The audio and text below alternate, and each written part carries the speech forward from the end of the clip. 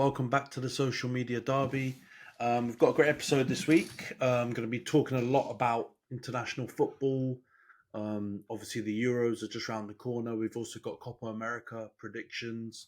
And then obviously, Man United and Arsenal podcast. We're going to chat about the latest transfer news, some talking points around the managers. But before we get into that, for those of you watching on YouTube, please subscribe to the channel, like the video, drop your comments down below, share the video if you can.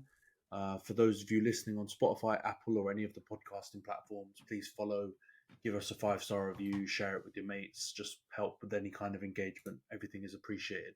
Let's get on to the next segment then, the final segment. So just like we did the special segment on the Euros 2024 predictions last week, we're going to do the Copa America 2024 predictions. That's also going on this summer. For context, I think it's the first one where they've merged CONCACAF nations, so the North and Central American and Caribbean nations, into Copa America, which I think makes a lot of sense. They should have been in there from the get-go, you know what I mean? Makes it a lot of like a much tastier tournament, I think, as well. Yeah, I think, and I mean, there's no reason to separate them. I think you just got to merge them together. So that means, countries like Mexico, Jamaica, Panama, Mexico are all in this tournament, which, like you said, enriches the tournament and gives it an added element of interest. So, like we did last week, we'll go through the winners, the dark horses, the flops, the player of the tournament. I got a little bit of heat for predicting Germany, and so a couple of people, called out some questionable stats. Muppet, but we'll get through those now.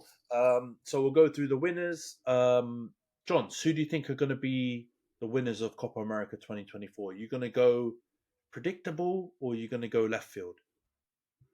I'm going Brazil.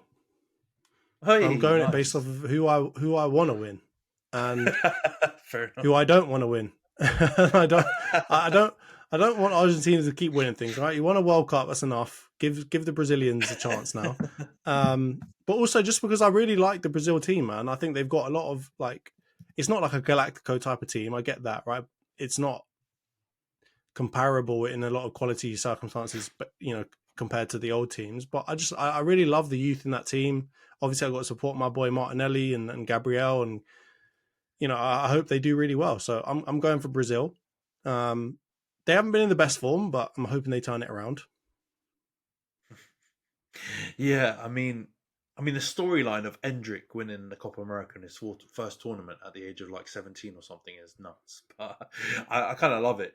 And I've gone the same. I've also gone Brazil, and I have to be honest, it is also a bit driven by who I want to win and who I don't want to win. And no offense to all our Argentinian friends and people that may be listening to this, but not a massive fan of your team. I was a fan of Messi getting his fairy tale winning the World Cup storyline. I like that. I think he, would have been a bit of a tragedy if he didn't get a big tournament like that. But obviously there's England-Argentina rivalry, but there's also just so much S-housery involved in Argentina. I remember the Argentina-Netherlands game in the World Cup was one of the best games I watched ever, just because you had the Dutch team Dutch people are so direct and so proper and correct about everything, and you had the Argentinians just doing the opposite, flopping everywhere, doing little niggly things all the time. And it was such a beautiful, styles make fights kind of game. Don't get me wrong, I was supporting the Dutch on it, so I was quite disappointed when they didn't get it over the line. But I think Brazil have got to do it, man. They've really struggled recently in big tournaments, and they've generally been kind of in the flops category in most tournaments that we've seen recently. So I'm hoping they're going to be able to turn it around, and I think they've got some world-class players, man. Alisson's there. He's the best goalie in the world, in my opinion, or at least one of the top three. Vinny Jr.'s coming off the back of another Champions League. Got Gabriel in defence, really, really handy. You've got, some really good players in that team. So I hope that they win it. But, I wouldn't be shocked if they also ended up being a flop, to be honest. They're kind of that kind of team, aren't they? Let's get into the dark horses then. Just to clarify once again, this is not only dark horses to win the tournament, but dark horses to go quite far. Who have you gone for? I reckon you're going to question me on this one again, but I'm going for Colombia, and I know that I think they're like 4 favourites to win the whole tournament. But I think the gap between Argentina, Brazil, and pretty much everyone else is always quite large in terms of expectations for this tournament. And I think Colombia have just been on crazy form. Like if you look at their last 5 games, mate, like they've been impeccable, right? They absolutely battered the USA. They beat Spain. They've got some really good kind of names on their record recently, and I think, I don't know, despite the fact that I think their team is not man for man the best team I've ever seen, I just think that they've got a good chance of surprising and upsetting a lot of people. I could see them getting into the final and possibly even winning it, depending on how well Brazil and Argentina turn up. So yeah, no, I'll allow it. I think I agree with you completely. I think the gap between Brazil and Argentina and the rest of the field is quite big. So I think picking any of the rest of the field would constitute as a dark horse. And I agree with you. I think Colombia are going to be a really strong team in this tournament. We saw them live in direct at the London Stadium when they played Spain, and they really impressed me in that tournament. So I don't think that's a crazy shout. I've gone for one of their biggest rivals though, and my good mate Jose is not going to be too happy about this, but I've done it anyway, and I've gone for Ecuador. So I actually think Ecuador, they're not going to win it, but I wouldn't be shocked if they made it to the semis or potentially even the final and took a couple of big scalps. They've got quite a few handy players knocking about through Europe at the moment. They've obviously got Moises Caicedo at Chelsea.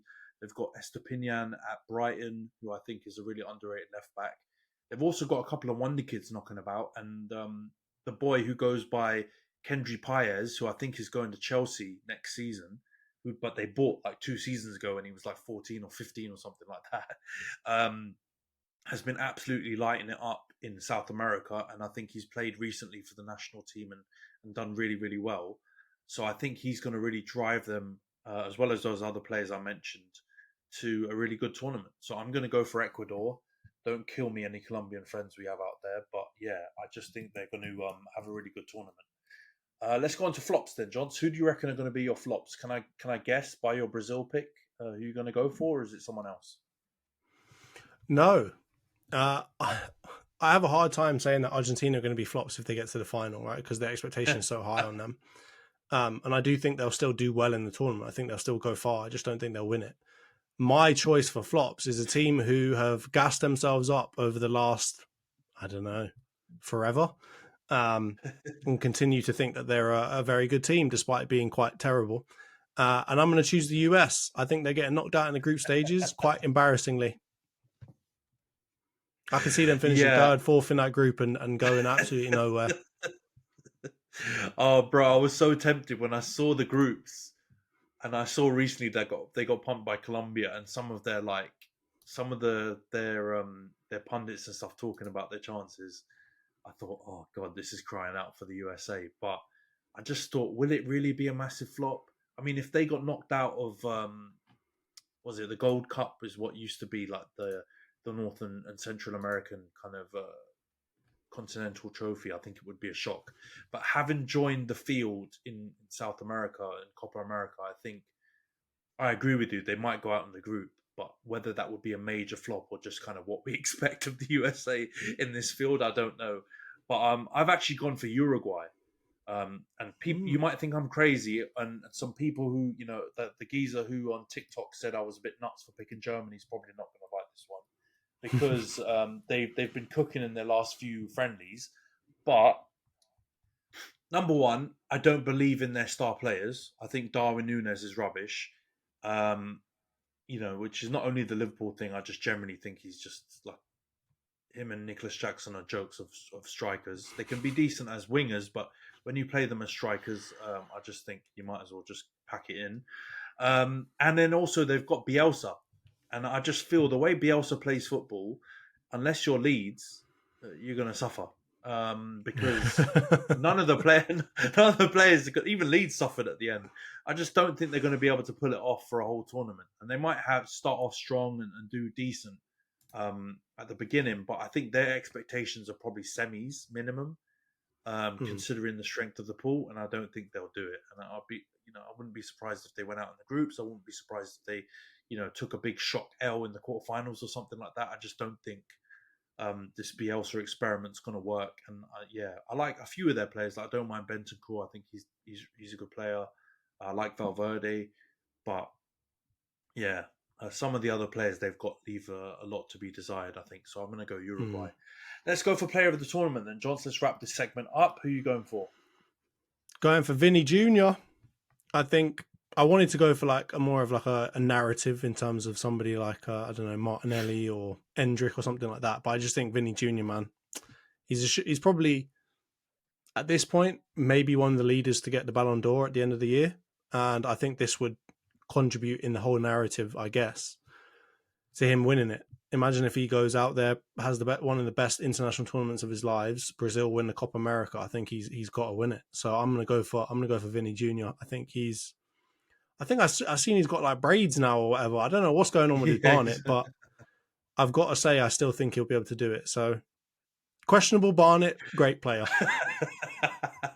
Yeah, to be honest, I think there was like a funny meme of Vinny Jr.